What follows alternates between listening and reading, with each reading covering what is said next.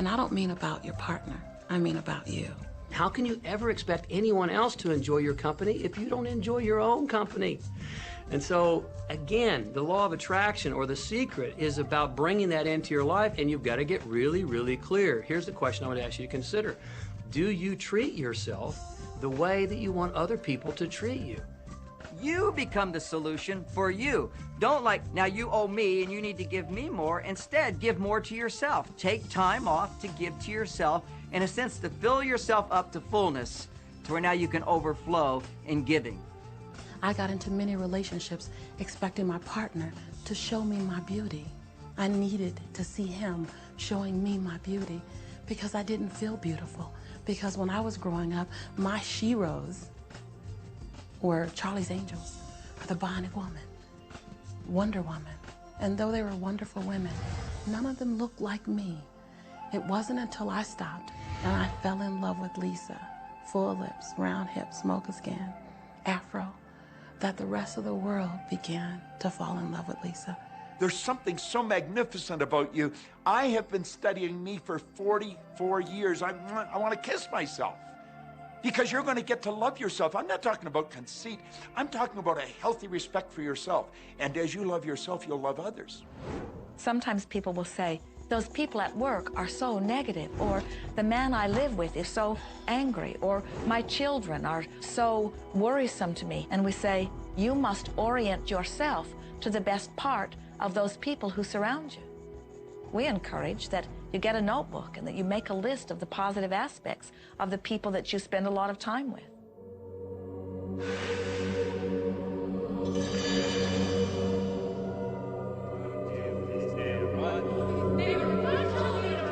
There could be someone that you have a terrible experience with, a terrible relationship with.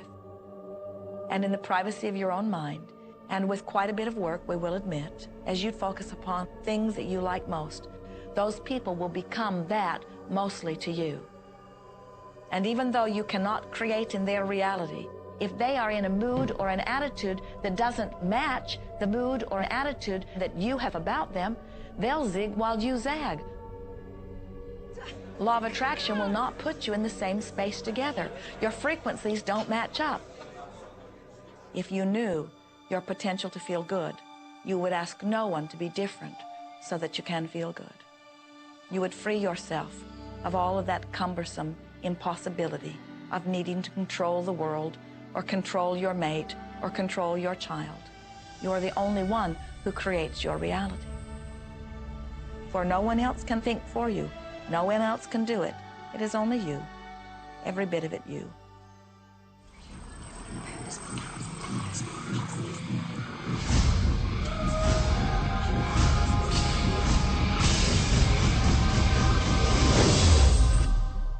It's important to recognize that our body is really the product of our thoughts. We're beginning to understand in medical science the degree to which the nature of thoughts and emotions actually determines the physical substance and structure and function of our bodies.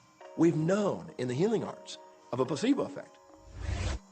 A placebo is something that supposedly has no impact and no effect on the body, like a sugar pill or something. You tell the patient that this is just as effective. And what happens is the placebo has the same effect, if not greater effect, than sometimes the medication is supposed to be designed for that effect. So they found out that the human mind is the biggest factor in the healing arts, more so than sometimes the medication.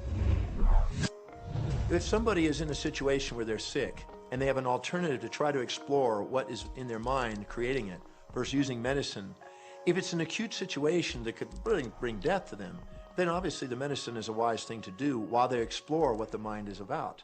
So you don't want to negate medicine. Every form of healing has a place. There is only a stream of well-being that flows, you know. It is a stream of pure positive energy. And the universe, all that we know, is abundant with only that. This is a world that is based upon well-being, and well-being dramatically abounds. And when you are allowing that stream to flow in its fullness, you feel very, very good. And when you are pinching it off a bit, you feel not so good. There is only a stream of goodness or well-being which you are allowing or not. And your magnificent emotions are telling you, what the mix is, how you're doing in your allowing or your resisting of this connection. You know people who have had terminal disease. Stop and think of the word dis-ease. Hyphenate the word. That's a body that's not at ease. We've got 1,000 different diagnoses and disease out there. They're just the weak link. They're all the result of one thing, stress. And you put enough stress on the chain, you put enough stress on the system, and one of the links breaks. Our physiology creates disease to give us feedback, to let us know we have an imbalanced perspective and we're not loving and we're not grateful. So the body's signs and symptoms are not something terrible. The question that's frequently asked is when a person has manifested a disease in their body temple or some kind of discomfort in their life, through the power of right thinking, can it be turned around? And the answer is absolutely yes. On November 23rd, I was diagnosed with breast cancer. I truly believed in my heart, with my strong faith, that I was already healed. During the day, all day long, I would just say, thank you for my healing. On and on and on I went, thank you for my healing. I believed in my heart I was healed. I saw myself as if cancer was never in my body. One of the things I did to heal myself was to watch very funny movies. That's all we would do, is just laugh, laugh, laugh. We couldn't afford to put any stress in my life because we knew stress was one of the worst things you can do while you're trying to heal yourself. From the time I was diagnosed, which was November 23rd, to the time I was healed totally was approximately 3 months. And that's without radiation and chemotherapy. Well, we come with a basic program. It's called self-healing. You get a wound, it grows back together. You get a bacterial infection, the immune system comes and takes care of those bacteria and heals it up. The immune system is made to heal itself. Dis-ease cannot live in a body that's in a healthy emotional state. Your body is casting off millions of cells every second, and it's creating millions of new cells. In fact, literally, parts of our body are replaced every day. Other parts take a few months, other parts a couple of years. But within a few years, we have a brand new physical body. If you have a disease and you're focusing on it and you're talking to people about it, you're going to create more diseased cells. See yourself living in a perfectly healthy body. Let the doctor look after the disease. Can you feel the difference between having painful arthritis in your hips and feeling fearful about it, or having painful arthritis in your hips and feeling hopeful about it? The difference between fearful and hopeful is the difference between recovery or not. Happier thoughts lead to essentially a happier biochemistry, a happier, healthier body. Negative thoughts, stress, have been shown to seriously degrade the body and the functioning of the brain, because it's our thoughts and emotions that are continuously reassembling, reorganizing, recreating our body. Remove physiological stress from the body, and the body does what it was designed to do. It heals itself. I've seen kidneys regenerated. I've seen cancer dissolved. I've seen eyesight improve and come back. I always say that incurable means curable from within. You can change your life and you can heal yourself.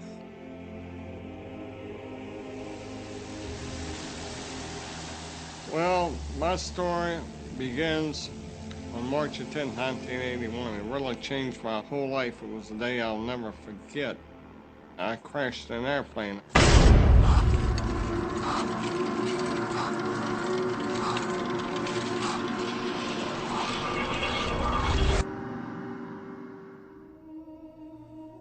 I ended up in the hospital completely paralyzed. My spinal cord was crushed. I broke the first and second cervical vertebrae. My swallowing reflex was destroyed. I couldn't eat or drink. My diaphragm was destroyed. I couldn't breathe. All I could do was blink my eyes. The doctors, of course, said all my life I'd be a vegetable. All I'd do is blink my eyes the rest of my life. That's the picture they saw of me, but it didn't matter what they thought. The main thing was what I thought.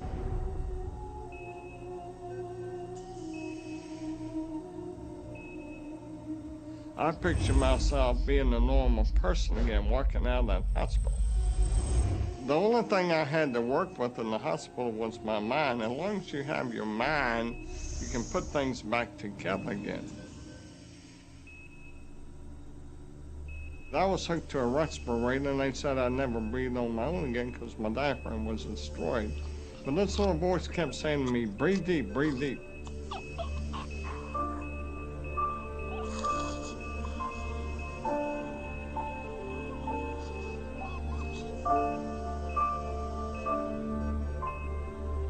Finally, I was weaned from it. They were at a loss for an explanation. See, I could not afford to allow anything to come in my mind that would distract me from my goal and from my vision.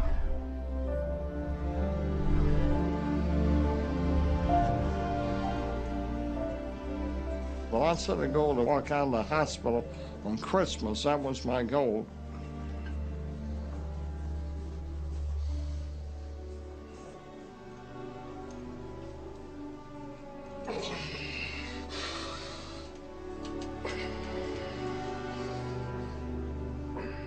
Eight months later, I walked out of the hospital on my own 2 feet. They said it couldn't be done. That's a day I will never forget. For people that are sitting out there right now watching this program that are hurting, if I wanted to sum up my life and sum up for people what they can do in life, I would sum it up this way in 6 words. Man becomes what he thinks about.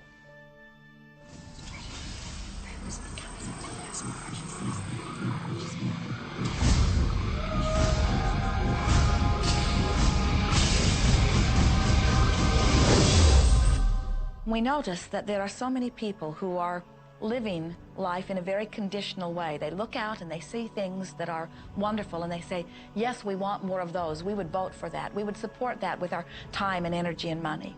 But then they look out and they see things that they do not want, terrible things that they do not want to live and that they do not want to see others live. And they say, we've got to do something about getting rid of those things. But they don't realize that as they push against the unwanted, they add power to it. In this world, there is a war against poverty and a war against cancer and a war against teenage pregnancy and a war against terrorism and a war against violence and a war against terrorism. We mentioned that there's a war against terrorism, and all of this pushing against is only adding to, because you can't say no and make it go away. When you shout no, law of attraction is lining that up. The reason that what you resist persists is because if you're resisting something, you're saying, no, I don't want this thing because it makes me feel this way, the way I'm feeling right now. So you're just putting out this really strong emotion of, wow, I really don't like this feeling, and it's there, and it just comes racing towards you. You know, the anti-war movement creates more war. The anti-drug movement has actually created more drugs because we're focusing on what we don't want, drugs. People will say, well, shouldn't I focus upon that? That is true. And we say, that is like saying, because someone gave their attention to something they did not want long enough that now it is manifested, I should do it too. And we say, we don't really understand that reasoning. Mother Teresa was brilliant. She said, I will never attend an anti-war rally. If you have a peace rally, invite me. You know, she knew. She understood the secret. I mean, look what she manifested in the world. So if you're anti-war, be pro-peace. If you're anti-hunger, be pro people having more than enough to eat. If you're anti a particular politician, be pro his opponent.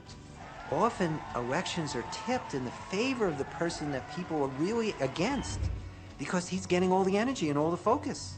You want to focus on what you want, not what you don't want. It's okay to notice what you don't want because that gives you contrast to say, well, this is what I do want. But the fact is that the more you talk about what you don't want or talk about how bad it is, read about all of that all the time, and then say, oh, how terrible it is, well, you're creating more of that. You know, so many times people say to me, well, James, I have to be informed. Maybe you have to be informed, but you don't have to be inundated. Learn to become still and to take your attention away from what you don't want and all the emotional charge around it, and place the attention on what you wish to experience. I always say when the voice and the vision on the inside become more profound and more clear and loud than the opinions on the outside, you've mastered your life. You are not here to try to get the world to be just as you want it to be. You are here to create the world around you that you choose, while you allow the world as others choose it to be, to exist also.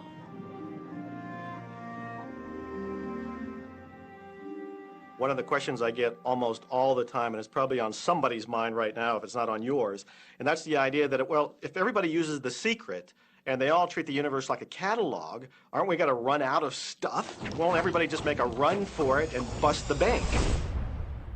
What's beautiful about the teaching of the Great Secret is that there's more than enough to go around for everyone. There is a lie that acts like a virus within the mind of humanity. And that lie is there's not enough good to go around. There's lack, and there's limitation, and there's just not enough. That lie has people living in fear, greed, stinginess, and those thoughts of fear, greed, stinginess, and lack become their experience. So the world has taken a nightmare pill. Now the truth is, there's more than enough good to go around. There's more than enough creative ideas. There's more than enough power. There's more than enough love. There's more than enough joy. All of this begins to come through a mind that is aware of its own infinite nature.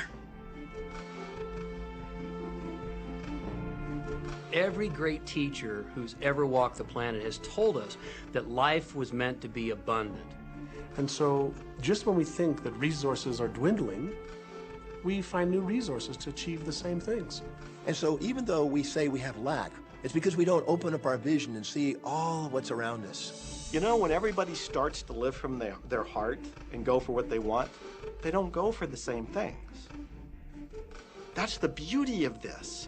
We don't all want BMWs. We don't all want the same person. We don't all want the same experiences. We don't all want the same clothing. We don't all want fill in the blank. There's enough for everyone. If you believe it, if you can see it, if you act from it, it will show up for you. That's the truth.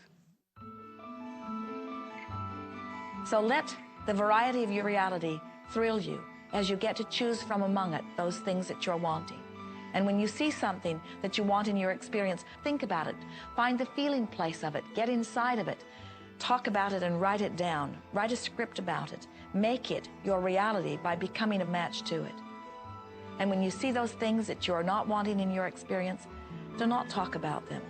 Don't write about them. Don't join groups that worry about them. Don't push against them. Do your best to ignore them. Remove your attention from the things that you do not want, while you give your undivided attention to the things that you do want.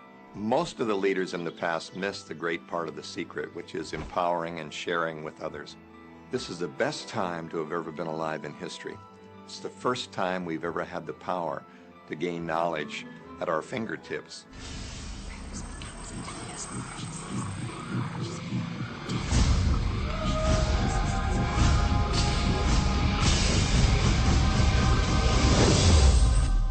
When we look around us, even at our own bodies, what we see is the tip of the iceberg.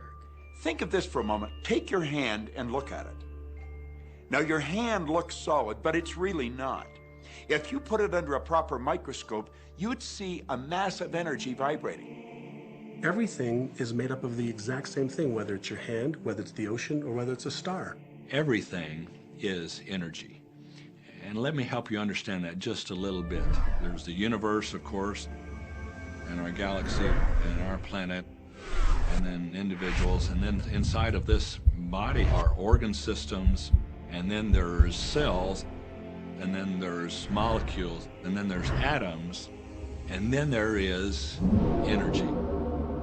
So there are a lot of levels to talk about something on, but everything in the universe is energy.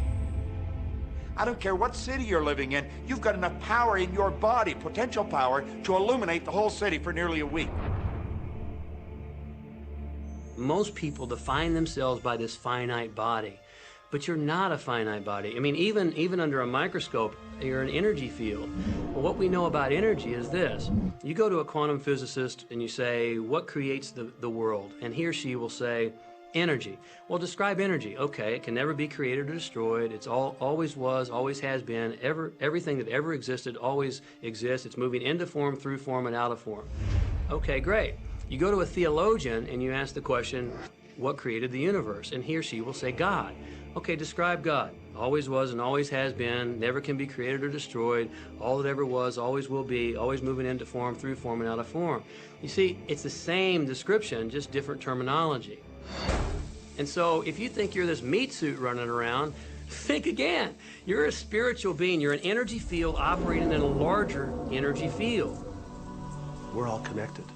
We just don't see it. There isn't an out there and an in here. Everything in the universe is connected. It's just one energy field. You are extensions of source energy, and you are here in these magnificent bodies, but your bodies have distracted you, for the most part, from who you really are. You are source energy. You are eternal beings. You are God force. You are that which you call God. Scripturally, we could say that we are the image and the likeness of God. We could say we are another way that the universe is becoming conscious of itself. We could say that we are the infinite field of unfolding possibility. All of that would be true. Every great tradition has told you that you were created in the image and the likeness of the creative source. That means that you have God potential and power to create your world, and you are. You are. And maybe you've created things to this point that are wonderful and worthy of you, and maybe you haven't. The question I'd ask you to consider is, do the results you have in your life, are they what you really want? And are they worthy of you? If they're not worthy of you, then when would now be the right time to change those? Because you have the power to do that.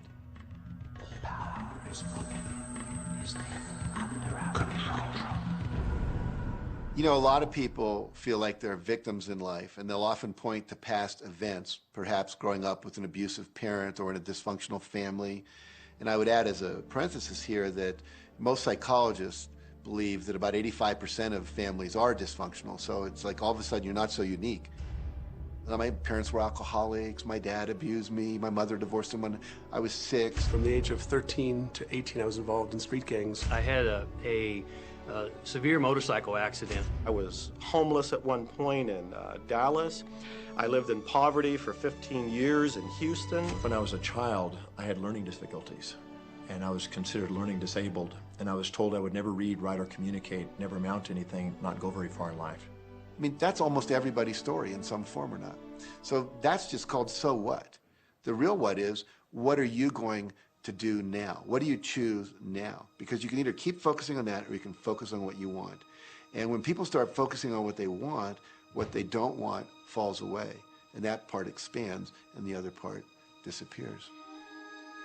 We are wanting you to come to the place where you're beginning to offer your thought deliberately, where you're guiding your thoughts on purpose, where you are the creator of your own experience because you are the manager of your own thoughts. The beautiful thing about the law of attraction is that you can begin where you are, and you can begin to think, real thinking, and you can begin to generate within yourself a feeling tone of harmony and happiness. The law will begin to respond to that. So now you start to have different beliefs, like there is more than enough in the universe. Or you have the belief that everything goes right for me. Or you have the belief that I'm not getting older, I'm getting younger. We can create it the way we want it by using the law of attraction. And you can break yourself free from your hereditary patterns, cultural codes, social beliefs, and prove once and for all that the power within you is greater than the power that's in the world. Some of you may be thinking, well, that's very nice, but I can't do that, or she won't let me do that, or he'll never let me do that, or I haven't got enough money to do that, or I'm not strong enough to do that, or I'm not rich enough to do that, I'm not. Every single I'm not is a creation. Whether you can or you can't, you are right. Are there any limits to this? Absolutely not. We are unlimited beings. We have no ceiling, The capabilities and the talents and the gifts and the power that is within every single individual on this planet is unlimited.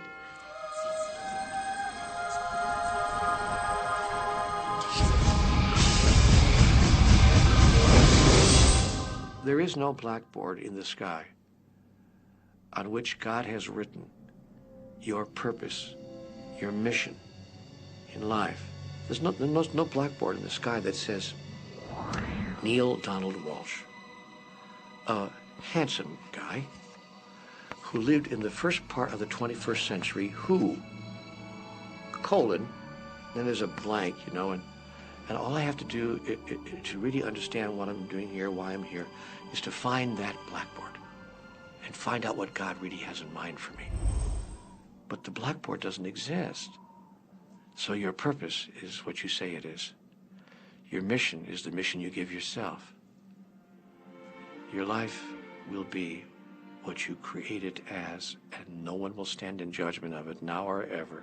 It took a lot of years for me to get this, because I grew up very much with this idea that, you know, there was something I was supposed to do, and if I wasn't doing it, I was like, God wouldn't be happy with me, you know? When I really got that my primary aim was to feel and experience joy, then I began to do only those things which brought me joy. We have a saying, you know, if it ain't fun, don't do it, you know? Joy, love, freedom, happiness, laughter. That's what it is. And if you've just experienced joy sitting there and meditating for an hour, by golly, do that. If you experience joy eating a salami sandwich, then do that.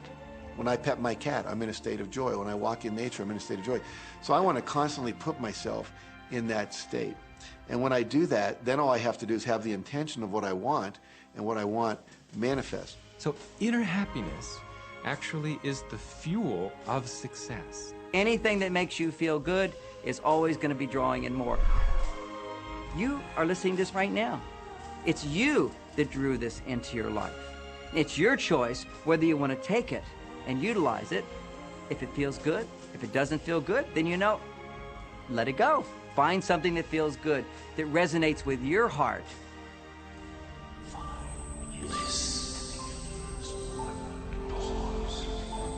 Joseph Campbell said, follow your bliss.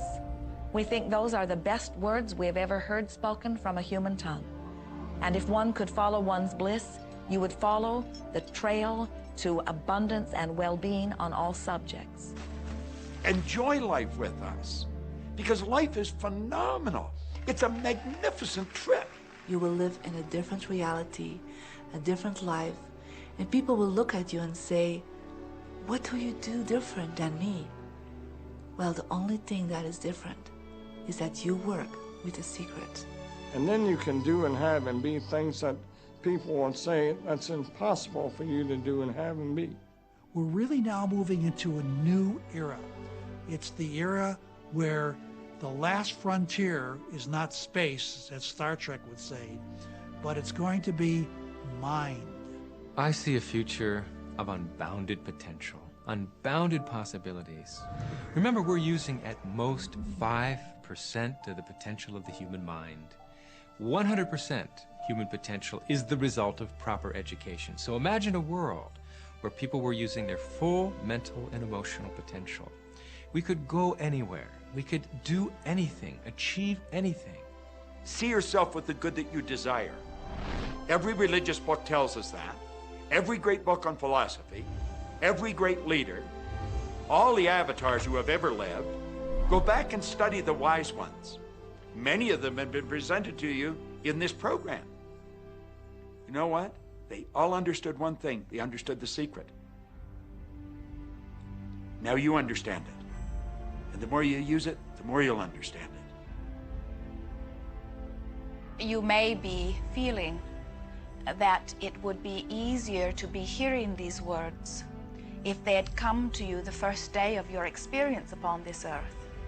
And if we were talking to you on your first day of physical life experience, we would say to you, welcome to planet Earth.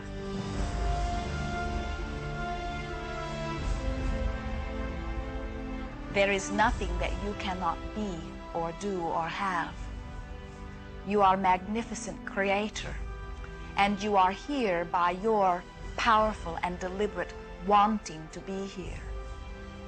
Go forth, giving thought to what you are wanting, attracting life experience to help you decide what you want, and once you have decided, giving thought only unto that. Most of your time will be spent collecting data that will help you decide what it is you want. But your real work is to decide what you want and then to focus upon it. For it is through focusing upon what you want that you will attract it. That is the process of creating. I believe that you're great, that there's something magnificent about you. Regardless of what has happened to you in your life, regardless of how young or how old you think you might be, the moment you begin to think properly, there's something that is within you, there's power within you that's greater than the world, it will begin to emerge. It will take over your life. It will feed you. It will clothe you. It will guide you, protect you, direct you, sustain your very existence if you let it. Now that is what I know for sure.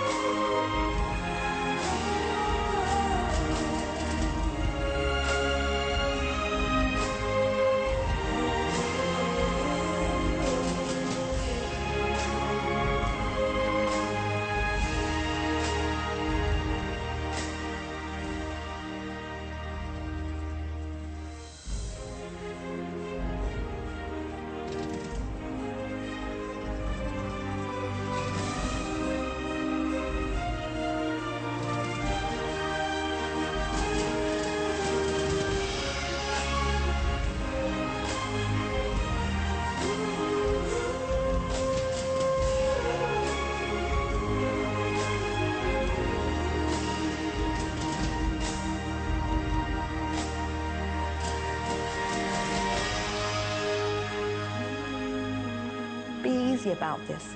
Have fun with it. There is nothing you are supposed to do, only that which you want to do.